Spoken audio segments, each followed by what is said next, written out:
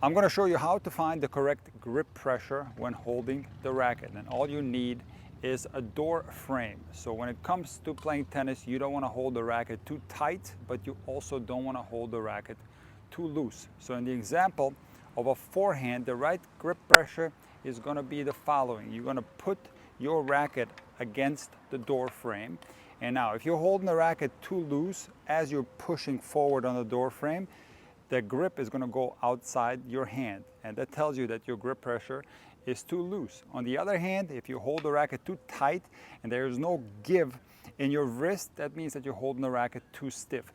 What should happen as you're pushing on the door frame is that the wrist should slightly give in, because what needs to happen on the forehand is that the wrist needs to go through several stages throughout the forehand swing, and it has to be fluid. When it comes to your one-handed backhand and your volleys, you do want to hold the racket a little bit tighter, and it is okay to feel less movement in your wrist as you're pushing on the door frame. On the two-handed backhand, you naturally have more stability in your wrist because you're holding the racket with two hands, and as you're pushing on the door frame with both hands, there should be a slight give in your wrists. You can also test the grip pressure on your serve. I need to kneel down a little bit, but I'm going to push forward, and the wrist should slightly be able to give in as I'm pushing on the door frame. If the wrist is too stiff and there's no give, that's not something that you want on the serve, but you also don't want to hold the racket too loose.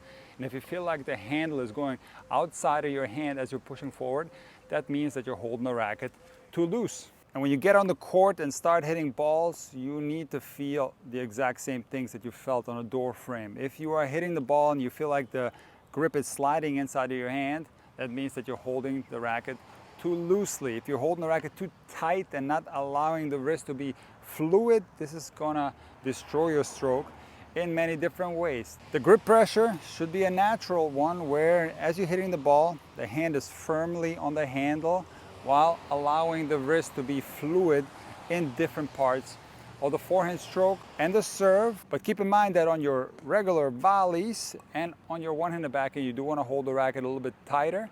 And of course, if you're doing a touch shot or if you're hitting a one-handed backhand slice, you do want to absorb the ball a little bit more. And in fact, it is there where you can hold the racket actually a little bit looser.